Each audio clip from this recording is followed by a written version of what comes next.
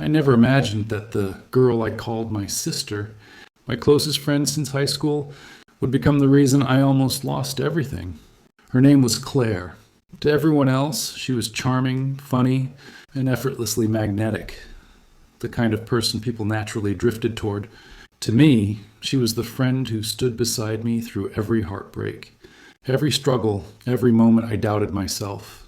I used to think she was the best thing that ever happened to me. But sometimes the best things are just traps you don't see until they close around you. We met when I was 17. I was shy, bookish, and a little awkward, while Claire was confident and fearless. She had this energy that made people feel alive just by being near her. She picked me out of the crowd and decided I was her project, her introvert to fix. I laughed about it back then, not realizing that her need to control and mold people was something darker than simple confidence. We became inseparable. Sleepovers every weekend, late night talks about dreams and futures. I shared everything with her, from my insecurities to my ambitions. She knew about my mother's illness, and about my father's absence, about how I always felt like I wasn't enough.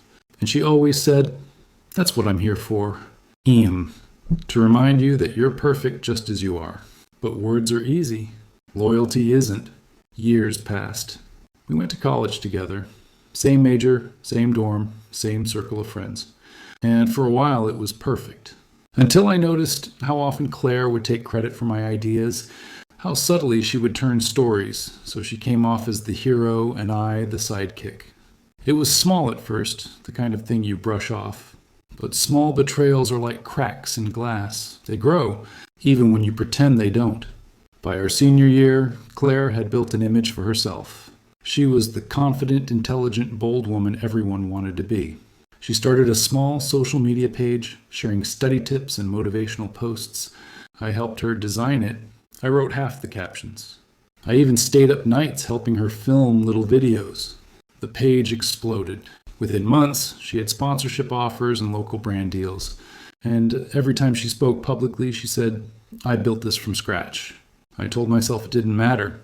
The friends don't keep score.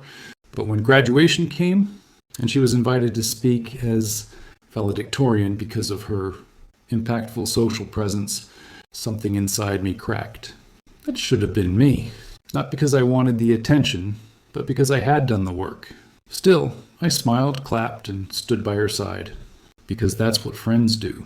After college, we both moved to New York. We shared a small apartment, barely big enough for two people and their dreams. I got a job at a marketing firm. She said she'd focus full-time on her brand. Within a year, she was thriving, sponsored trips, modeling gigs, interviews. She became the face of empowerment online, and she loved reminding me how lucky she was to have such a supportive roommate. But then came Ryan. Ryan worked in the same firm as me, kind, humble, funny, the kind of guy who noticed when I changed my hair or when I seemed stressed. We started dating quietly. For the first time in a long time, I felt seen, not as Claire's shadow, but as myself. She seemed happy for me at first. She even joked, "Finally, my girl's not single anymore." But I should have known better. 3 months later, Ryan stopped texting as often. His excuses grew weird. Then, one night, I saw him tagged in a story, Claire's story. The caption said, "Unexpected nights with unexpected company?" My stomach twisted. I called him. No answer. I went home. She wasn't there. When she finally walked in around 3 a.m., I asked her where she'd been. She looked me dead in the eyes and said, "You already know." No guilt, no apology. Just that same smug, calm tone she always used when she wanted me to feel small. Ryan tried to apologize later, saying it just happened, like that Claire understood him better. I didn't even cry. I just stared at him and realized how easily people discard you when someone shinier comes along. I packed my things the next morning. She didn't try to stop me. In fact, she smiled and said, "Don't be dramatic, Em. You'll find someone else." That's when I decided she would regret ever underestimating me. For months, I disappeared. I rented a small studio apartment downtown and buried myself in work. I started freelancing on the side, building marketing strategies for small influencers and businesses. I studied algorithms, audience psychology, brand image, everything that made Claire's success possible. And then I started my own page, not as Emma, but as Ava, a quiet, faceless consultant who shared raw, unfiltered truths about influence, manipulation, and the dark side of social media. I didn't post my picture. I didn't chase fame. I just told stories, real ones, about betrayal, fake friendships, and power games. People connected instantly. Within months, I had hundreds of thousands of followers. Meanwhile, Claire's brand began to crack. She had started dating a wealthy entrepreneur, another image boost. But her audience had grown suspicious. They noticed the same captions, same phrases she'd stolen from others. A few of her sponsors dropped. After rumors about her faking charity, donations surfaced. What she didn't know was, I was the one who started those whispers. I had proof, screenshots, old messages showing her mocking her followers, bragging about how easy it is to sell fake positivity, leaked them anonymously. Through small accounts I managed, the internet did the rest. Claire's empire collapsed fast. Brands pulled away. Her perfect boyfriend left when the drama went viral. She released a tearful apology video, claiming she'd been betrayed by someone close. The irony made me smile. A month later, I received an invitation. She wanted to meet. Out of curiosity, I agreed. We met at a cafe downtown. She looked different, tired, hollow. The confidence was gone. She forced a smile. She said softly, I miss you. I stared at her, remembering the nights I'd cried alone because of her, the mornings I woke up feeling invisible. You miss control? I replied. Not me. She blinked, realizing I wasn't there to comfort her. Did you do this? She asked.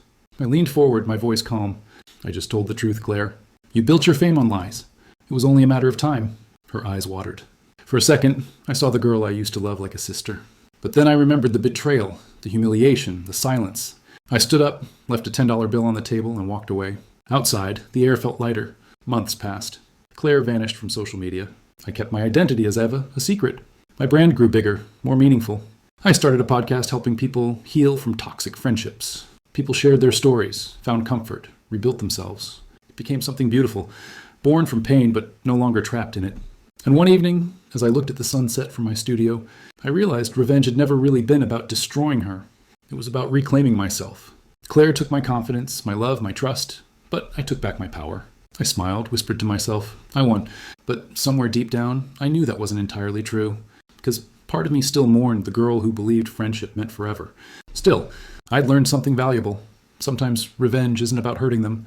It's about showing them you can rise higher without them. And that, in the end, is the sweetest kind of revenge.